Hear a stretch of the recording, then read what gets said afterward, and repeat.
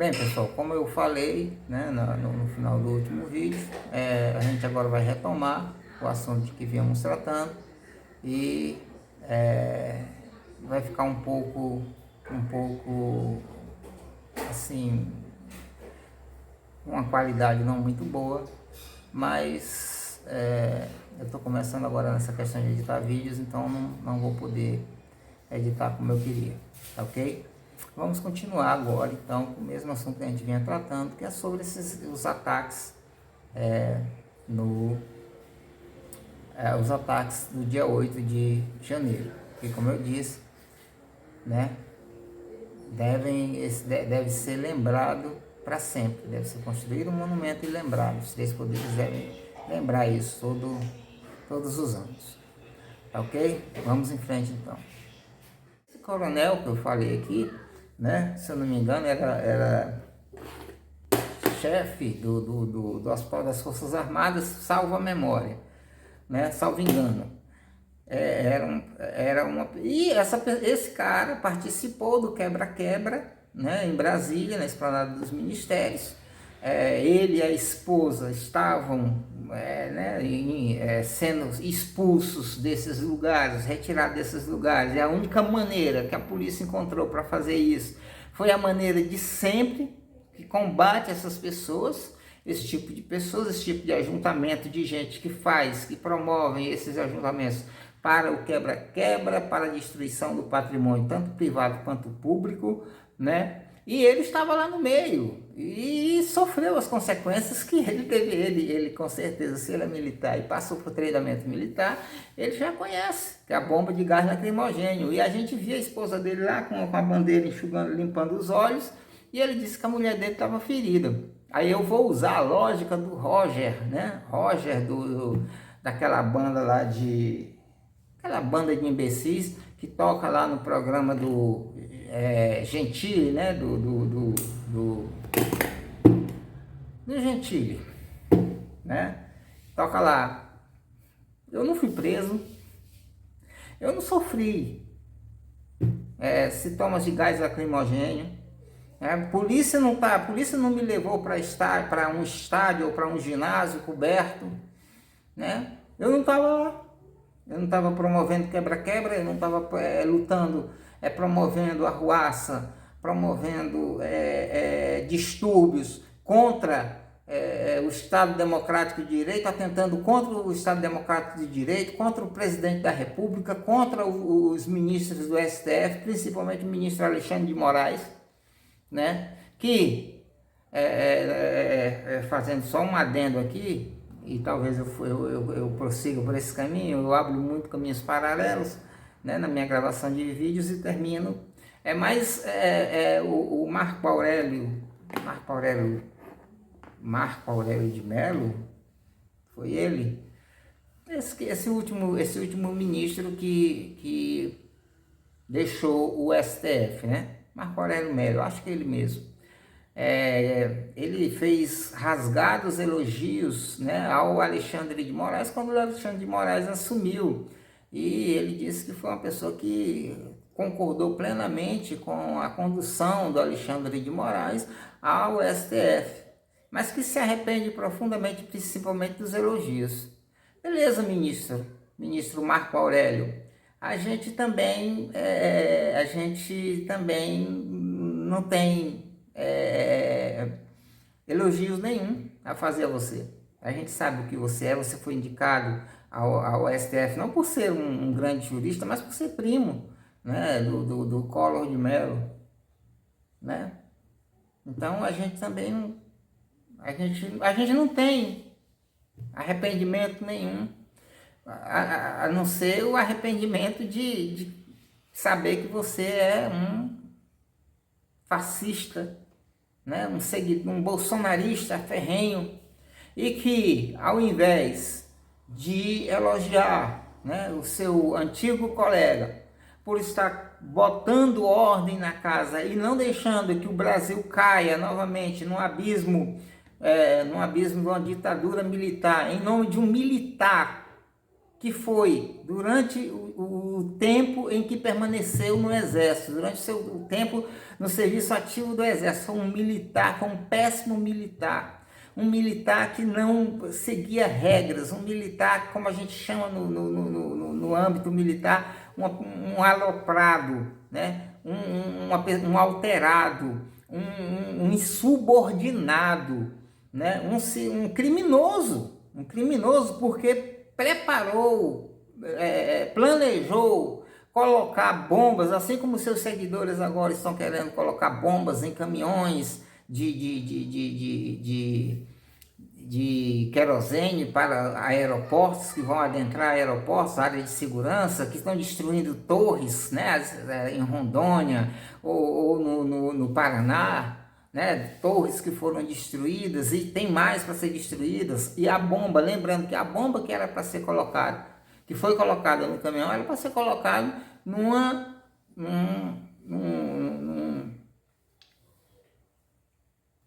dessas antenas antenas não, dessas torres de condução de energia elétrica para provocar um blackout, não só no Distrito Federal, mas até no Goiás. Então é um militar insubordinado, um militar aloprado, um militar indisciplinado, né? Olha lá, os dois pilares das Forças Armadas, os pilares fundamentais das Forças Armadas é hierarquia e disciplina. Agora, se um militar é indisciplinado, como o Bolsonaro era, né? Ao dar uma entrevista em 1986 para a revista Veja reclamando de salários, foi punido administrativamente com a prisão de 15 dias. Depois, no ano seguinte, 1987, dando uma outra entrevista, também por salário, mas dessa vez dizendo que ia agir, colocar bombas. Então é um terrorista. Então não há surpresa em ver essas pessoas invadindo o Congresso Nacional, o Palácio da Justiça, o Palácio da Alvorada. Não há surpresa em ver pessoas querendo colocar bombas, em ver pessoas querendo destruir, destruindo, faltando até inclusive com respeito, urinando, né? E eu vou usar a palavra porque, como eu vinha falando, né? As igrejas evangélicas, a igreja católica, graças a Deus, ela continua firme, né? Os seus principais líderes, desde o Papa Francisco até os principais cardeais e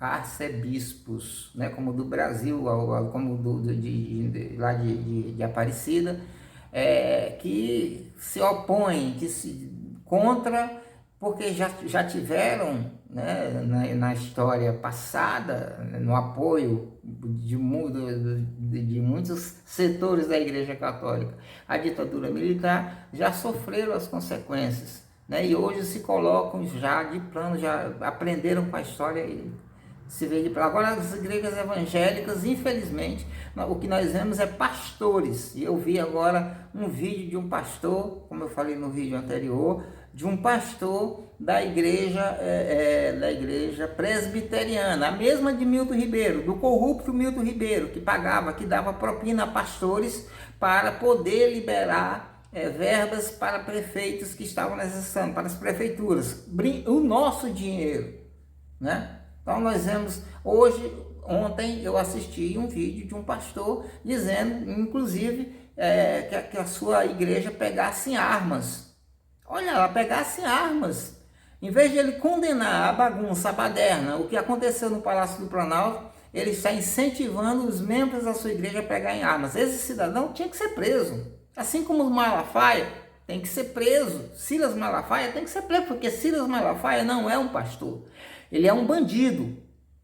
Ele é um bandido, né? Uma pessoa que xinga, solta palavrões, uma pessoa que ameaça, uma pessoa que quer ser dona, que quer representar os evangélicos sem que ninguém... Eu não passei procuração para Silas Malafaia, para ele falar em meu nome e dizer em quem... E nem vou obedecer em quem eu devo votar ou não. Eu vou votar de acordo com a minha consciência.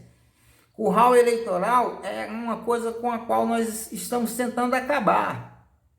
né? Infelizmente, eles quiseram retornar agora uma forma, que seria o voto impresso, a pessoa sairia com o voto impresso, né? Com o nome de quem ele votou, e facilmente lá fora estaria lá o coronel ou o pastor, né? Porque teve pastores que tiveram a ousadia de excluir membros da igreja porque não votavam, simplesmente porque não votavam em Bolsonaro. Tá certo? Nós não fomos chamados a ser burros. Os evangélicos, os religiosos, os cristãos, nós não fomos chamados a ser burros, a ser tapados, a ser contra a ciência. Nós já vimos o que aconteceu, a briga entre a religião e a ciência, o que é que deu, o que é que aconteceu, né? Então nós não fomos chamados a isso, não foi para isso que nós fomos chamados. E nem temos aqui na Terra, apesar de sermos cidadãos aqui, é claro. E aí, como cidadão, cada um individualmente pode exercer a sua cidadania e vai exercer através do voto, através da escolha. Beleza, tá ok? Reconhecendo o sistema e se adequando ao sistema, né? De tal maneira a reconhecer quando perdeu, o seu candidato perdeu as eleições nas urnas, e não ficar, como fazem esses pastores, incentivando. Quem incentivou os executores do que aconteceu, os executores dos acontecimentos no dia 8 de janeiro, os executores, quem estava lá no quebra-quebra, inclusive, olha lá, minha gente, a que ponto nós chegamos? O que é que nós temos que suportar?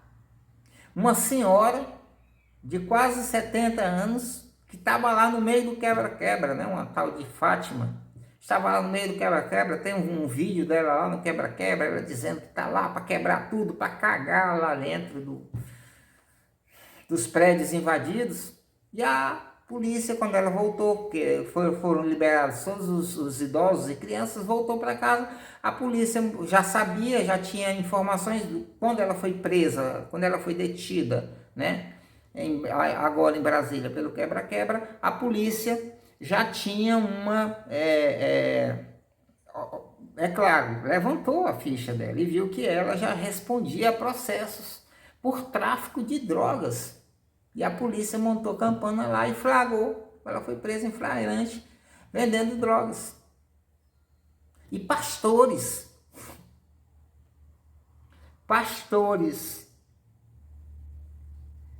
dizem que isso é legítimo.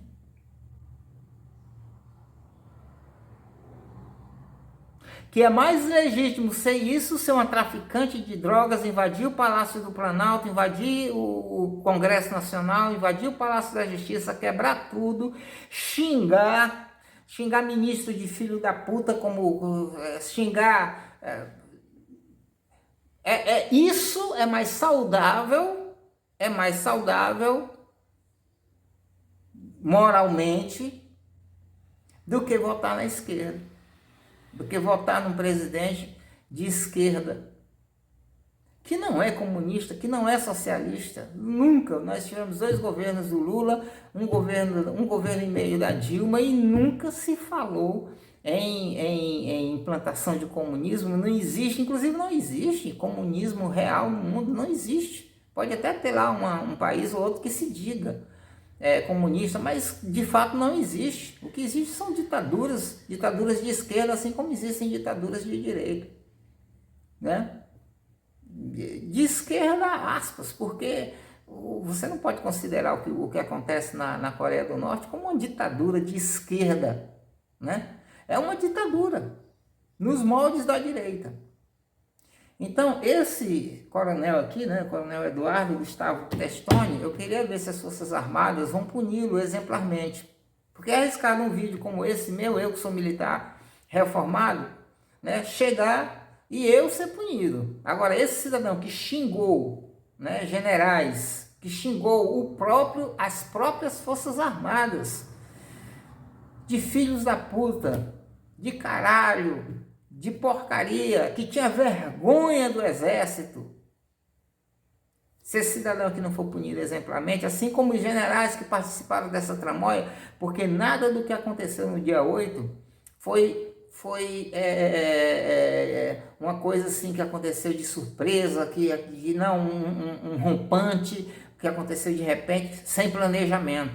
O documento achado no cortiço lá do ex-ministro da Justiça e Segurança Pública do Bolsonaro, né, que era um decreto, né, a minuta de um decreto para que com o nome do Bolsonaro, inclusive, para que ele assinasse, decretando uma intervenção na Justiça Eleitoral para revogar o resultado das urnas do dia 30 de outubro, né, e dar início a um golpe de Estado. Isso tudo comprova que o que aconteceu foi planejado. Então, tinham os executores na ponta, os influenciadores, entre eles pastores, né? Entre eles pastores e grupos midiáticos como a Jovem Pan e aqueles que dela participavam, que com ela disseminavam, que através dela disseminavam, né, todo tipo de instrumento de ódio, como o Rodrigo Constantino, como o Paulo Figueiredo, né, como a Adriles, como aquela cubana lá, que eu não lembro o nome, nem faço questão de lembrar, né? Dentre outros que participavam, e outros grupos midiáticos, pastores. É só entrar na mídia que a gente vê toda hora pastores influenciando esse tipo de coisa. São os influenciadores. Militares também, generais também, coronéis, que não tiraram as pessoas, que não expulsaram as pessoas. Vá você com uma outra pauta para frente de quartel, fazer acampamento em frente de quartel, professor, por exemplo, ou estudante, vá para frente de quartel para ver se o comandante do quartel não manda imediatamente os grupamentos, os pelotões que estão lá dentro, as companhias que estão lá dentro, agir imediatamente para retirar, dissipar todo e qualquer movimento de porta de quartel. Por que é que essas pessoas permaneceram algumas dessas pessoas permaneceram durante mais de 60 dias em porta de quartéis? Por quê que permaneceram? Porque tinha leniência dos comandantes, os coronéis comandantes de quartel e daqueles quartéis generais, os generais comandantes dos comandos militares, né? Os comandos militares generais 2, 3 e 4 estrelas, né? Que estavam lá, os generais de brigada, generais de exército, né?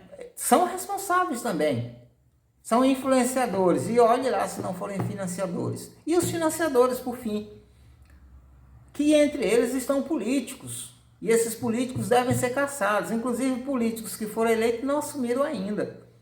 Devem ser caçados. E, por fim, os empresários. Empresários de vários ramos, né? Varejistas, de comércio, de venda de tratores, de insumos para o agronegócio e empresários do próprio agronegócio. Então, minha gente, nós não estamos lutando com amadores, estamos lutando com pessoas que são extremamente articuladas, e tudo isso foi uma articulação. Teve um cidadão que foi liberado, eu vi um vídeo de um cidadão que foi liberado lá do encontro golpista, né, lá da situação golpista, do ginásio da polícia, onde ele estava detido, e disse: olha, acabaram de liberar a gente, mas nós já estamos planejando, e já estava mesmo planejado um novo movimento, que se não fosse a intervenção, o interventor, né, lá em Brasília, e o ministro da Justiça atual, né, o Flávio Dino, teria acontecido um novo movimento. Então não vamos baixar a guarda. Quem é democrático não pode baixar a guarda, tem que continuar e lutar e ir em frente, né, contra essas pessoas, tá certo?